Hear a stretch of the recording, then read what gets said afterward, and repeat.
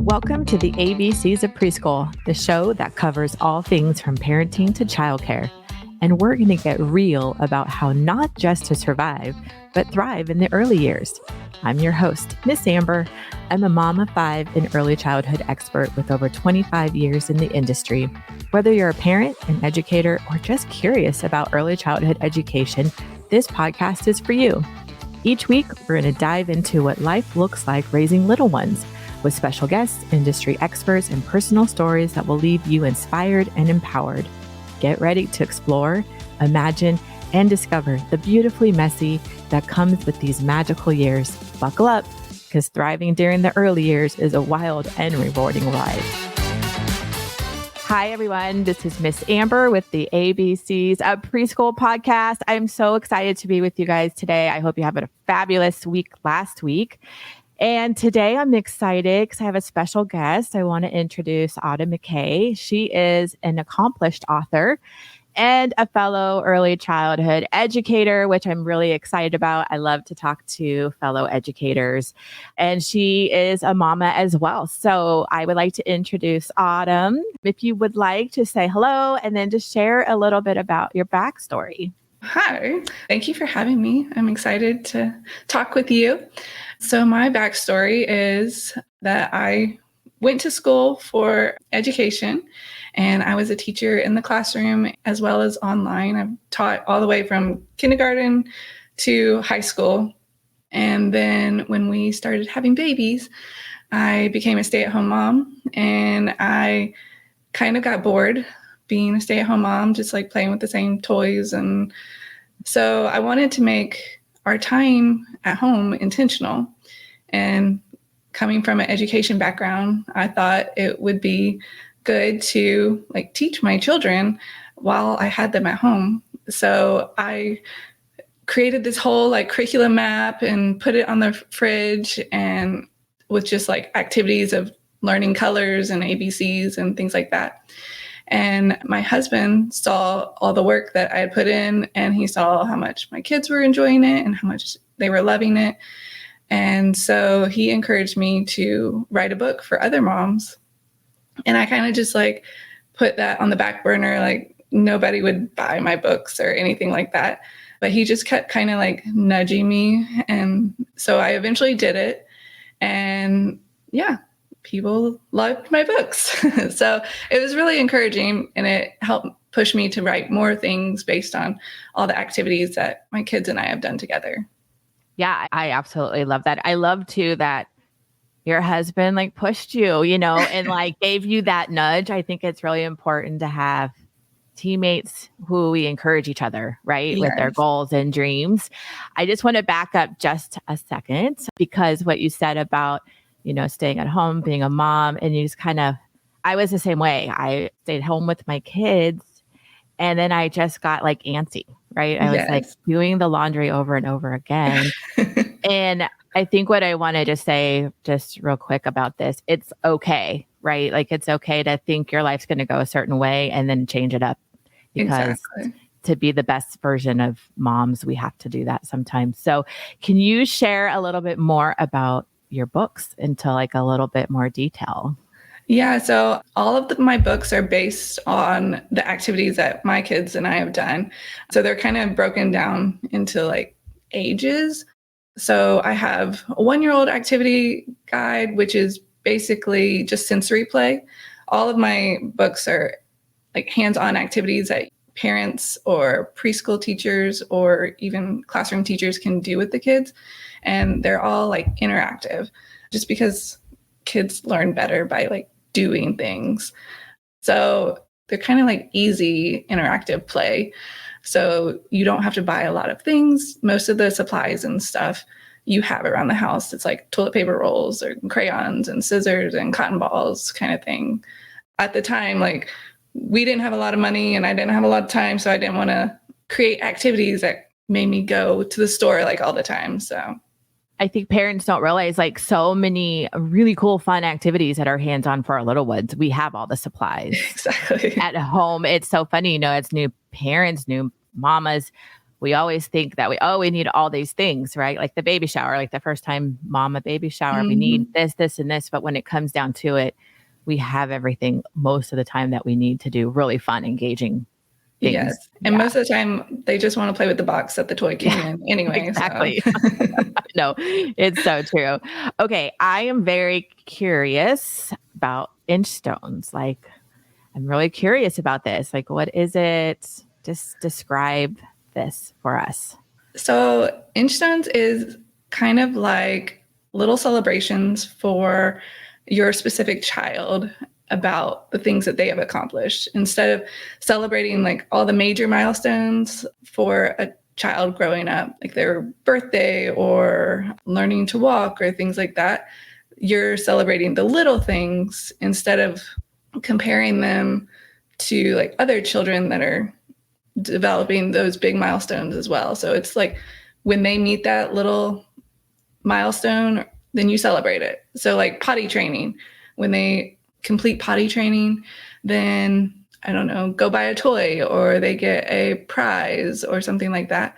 So what we did is when our kids learned to read their first chapter book, then we took them out to a celebration dinner and they got to pick the restaurant and we just like sang their praises the whole time at dinner. Basically, how hard it was to read that first chapter book, how many more chapter books they can read, what are they going to pick out at the library, kind of just like celebrating that moment. And it's all about them.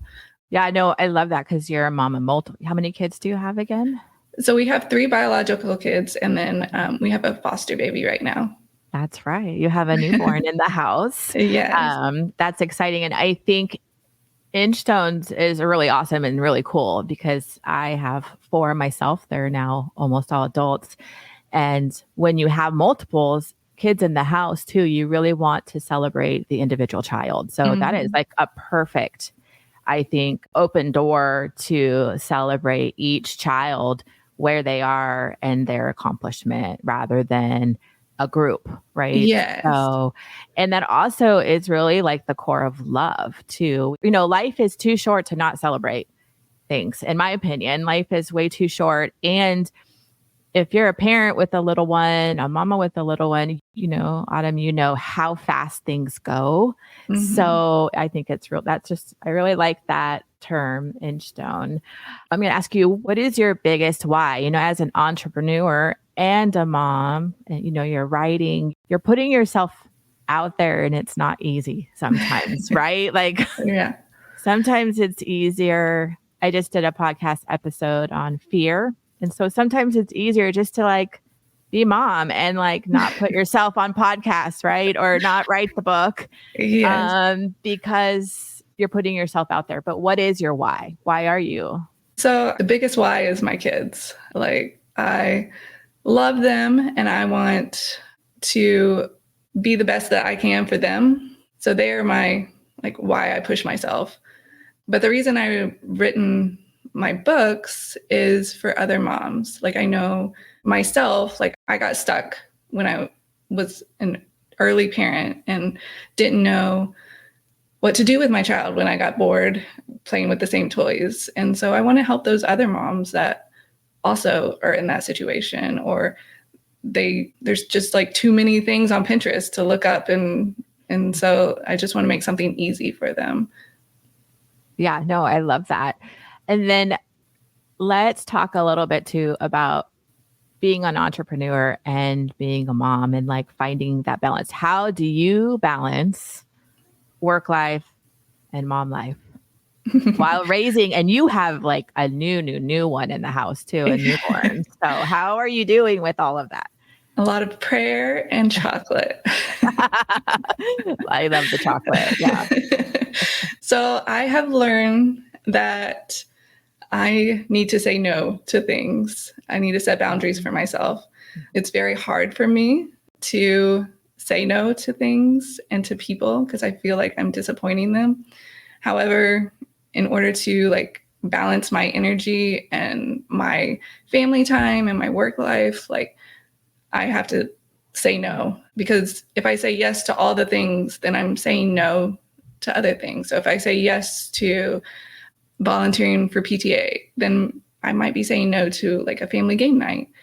So it's been very hard for me, but I have learned to say no when I need to. No, I love that. When you finally kind of started figuring that out, I think sometimes it takes us a long time. I think, especially as women, right? We're Mhm. nurturers, we want to please. So, Exactly. like, I feel like the faster you can figure that out as a mom or as a woman, especially, I feel it just brings on a greater joy for life. So, I mean, how do you feel now that you've kind of set those boundaries? I feel more freedom. Like I'm able to actually make time for the things that I want to do. And I have the energy to do those things with my family or be on podcasts and things like that. Mhm. So, yeah, I think it frees up my time and my energy more when I'm able to say no. Yeah. And I want to reiterate, like, we shouldn't feel guilty either. Like, I want Exactly. to, tell other moms too, like, actually, not even, it goes just across any board, any human being, right? Like, it's okay to set our boundaries. It's okay to say no to things. Yeah. When I was raising my kids, I wanted to be super mom. I was Hmm. never the Pinterest mom with the fancy cupcakes, but I would just be busy all the time, volunteering, Right. doing. And there's also a moment where to be the best mom too, to be like, truly be able to give to our kids, we have to say no to things sometimes. What is a piece of advice for other moms, other parents raising little ones right now in today's world? Like, what is an advice? Like, now your kids are a little bit older. You've got the baby, obviously, in the house, Right. but what's like a piece of advice that you like to give young parents right now? I would say be intentional with your time. Quality time over quantity time is better. So, like, when you're with your child, put your phone away, like, make eye contact, talk to them, figure out their interests and what their dislikes are. So, yeah, be intentional with your time and even like individual time with each child, because you can learn so much about that child just one on one versus a group setting. So, yeah. Do you have like date nights? I know I used to have, it's hard to keep it up, but I remember I Right. would do date nights, like, or, special times. What do you do something like that, like on a rotation at all? Or, Yeah. So we have date nights or date days, whatever, when we'll go places or whatever. But each week, I like to set aside like 30 minutes for each child. And so they each pick their day. So they each have a specific day. And usually they'll come up with the activity that they want to do. Sometimes it's just like reading together, and other times it's painting nails or building Legos, things like that. Yeah. oh, no, I love that. I love it. I think it's just so important to create like a really close relationship with our kids. So I think that's really great. I also liked how you said, like, put the phone down. It's so easy. We know we live in this world now with this computer at our fingertips. And we are also examples for our kids, right? Like, Hmm. we are examples. So I think it's really important to put the phone away. I remember when my kids were younger, homework time, like I had two that were really easy to go through homework. They didn't have any issues. And then my two other ones really struggled. So I remember that phone was off for like from like 3 to like 6:30 at night because I had to sit at the table and focus, but I think it's so important as parents to give our kids attention and love and one-on-one time. So I love that. And I'm also loving that you created using a gratitude journal. Yeah, Did you create one? I did. Okay, I So, love it. Let's talk about gratitude because gratitude is one of my favorite topics. Let's talk about gratitude. So go ahead and share your journal that you made and why is it important? Tell our listeners, why is gratitude so important? so I was going, like, I struggled with mom burnout because I was doing like all the things and saying yes to everything. And so my husband was listening to a bunch of podcasts. This is like when we first started our business. And so he was listening to a bunch of podcasts about successful business owners. And many of them started their day with gratitude. And he was like, maybe we should try that out. And so he had started trying it, and I just kind of like brushed it off for a little while. And then I noticed like a change in his attitude. Like there was nothing wrong with him before, but I just noticed like a shift. And so I started trying gratitude each morning when I woke up.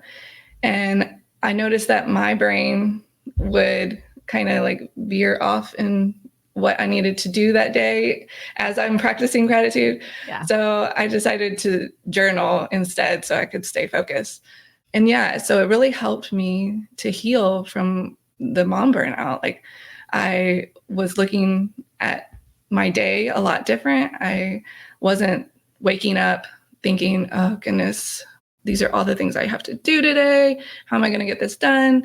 I was actually waking up and like, oh, this is what I have to look forward to. And so after I had practiced gratitude for a while, I decided to make a journal, basically, of what I had journaled each morning. So I just turned it into a journal for other moms. So yeah, it has a section for writing down 3 things you're thankful for each day. It has, you can write down a win that you had for the day. It has something that you learned and like a prayer section as well. I love that. I'm a huge gratitude girl, like huge. Yeah. My husband and I, even like every morning we wake up, we literally, that's like one of the first things we do in bed. We just, what are your gratefuls for? I call them gratefuls. And then I journal too. I write them down because it's so easy to move through life on this journey, this path, this beautifully, I call it beautifully messy life, and get so overwhelmed and so inundated with our tasks, right? Like I'm a let's check the list kind of girl. I have to write my list. I always have 3 frogs for the day list. But we can forget like all the beautiful things and all the good, especially when you're in the midst of raising little ones. I mean, it's exhausting. First of all, you're not sleeping as much. There's just so much going on. So I am a firm believer in pausing every moment for prayer, if that's your path, meditation, but literally just writing, thinking about, talking about all the things we have that we are grateful for, because really in the midst of anything, even in the really hard, the really dark, there's always something to be grateful for, right? So I know it's been life-changing for me, that practice of gratitude, the practice of journaling and pausing has really changed my life, helped me learn how to, my coping mechanism for a long time raising my kids was being busy. I thought being busy, the more I did, the more love I deserved. So I think gratitude has really helped pause and slow things down. So I love that. I love that you created a journal. I think it's really important as for anybody to just pause and reflect. Yeah. So we try to start our kids young so that they don't have to learn this lesson like after they've struggled later in life like we did. So we, each night at dinner, we ask them, and my husband and I also say what we're grateful for, but they get to say what they're thankful for each night. And sometimes it's like silly things, and other times it's like really meaningful and like nothing you would have imagined that they were thankful for. So it's really cool to hear their answers. I love that. And it sounds like, do you guys do family dinners like every night at the table? Yes, we do. I think that's so important. I just want to pause right there. I feel like that is such an important thing about raising children. I think a lot of kids right now do not have that. Right. I was the same way. We raised our kids 5:00 dinner. As the kids get older, their schedules change, right? Like soccer, baseball, things like that. But having family dinner was such a priority for me. And even when my kids were little as well, we did the same thing. And now today, like, because this goes so fast, everybody, your kids grow up so fast. So now it's like, I just had brunch yesterday. Is it Sunday? Yeah, yesterday with all 4 of my kids. Like it's like such a rare thing because one lives out of state, but we still do that when we have dinners, like with the kids. We go around the table, but it was something great for the day. So it carries on. So That's I awesome keep doing that. I think it's amazing. I'm such a believer in family dinner. Like I could probably do a whole podcast on that because it's so important for our kids to have a voice. One, to share the good, the hard, and then and everybody pausing and actually just listening to that person. It's just so important. So I love that you're doing that. Well, thank you. Is there anything else you want to share with the audience? I have a passion for like teaching your children to read at home. So yeah, that's like my big project right now. Okay, yes. So please, that is right. That was actually the main thing that we were going to talk about. And it's also National Literacy Month. Did you know that? I did. So yeah. So please share your passion right now with us. Yeah. So like I obviously am an educator and I've been in the classroom. And so I have a very high respect for teachers and all that they do. But I think it is so important for parents to like step up and teach their kids to read at home. It's a huge milestone that they will carry for them throughout their life. And so I think that parents need to understand like how important that skill is and how teachers need partners or to help them like teach their students or their children to read. So yeah, that's my big like passion right now. No, I love that. I think that sometimes parents think I'm just going to send my little one to school, to kindergarten, first grade, TK, I run preschools, and they're going to come out reading, right? Right. But it's so true. So teachers love your kids.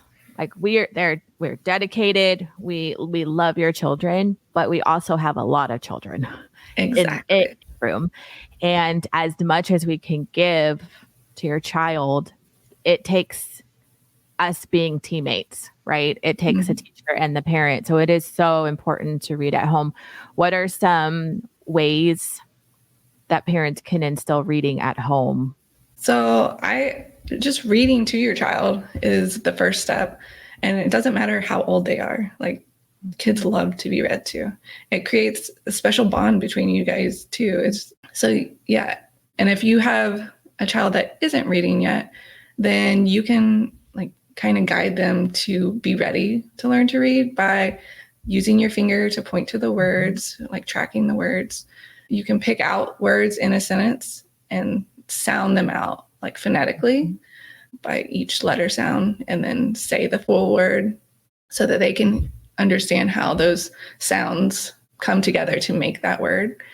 You guys can talk about the pictures, what they mean, what they're showing.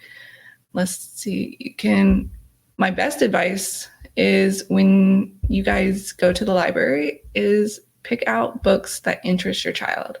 Because if they're not interested in the book, then they are not going to read it at all or show any interest in reading it with you. Yeah. Yeah, no, I love that. I think instilling reading every single day with your little ones are so important. They love books. Yeah, they love love books. And it could be on dinosaurs. Read 10 books on dinosaurs, whatever, Yes. Or tractors.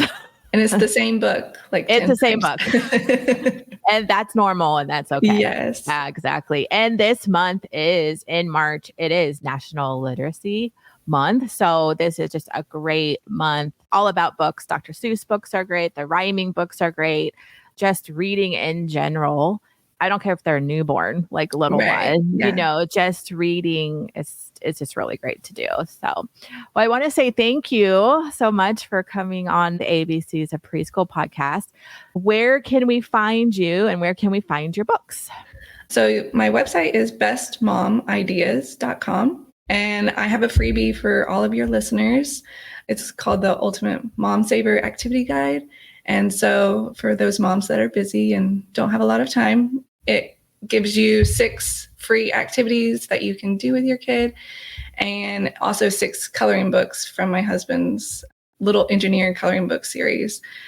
And yeah, so you can put that in the show notes for your listeners. Yeah, I will have those free. All the information will be in this week's show notes. Thank you so much. Yeah. And best wishes with your little Thank you. 3-week-old. That's exciting.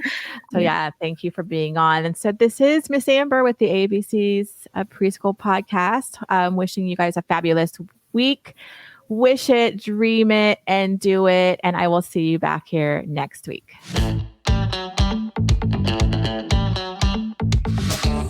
Thanks for listening. I appreciate you so much for taking the time out of your busy schedule to hear this podcast. Make sure to hit the subscribe button so you won't miss the next episode.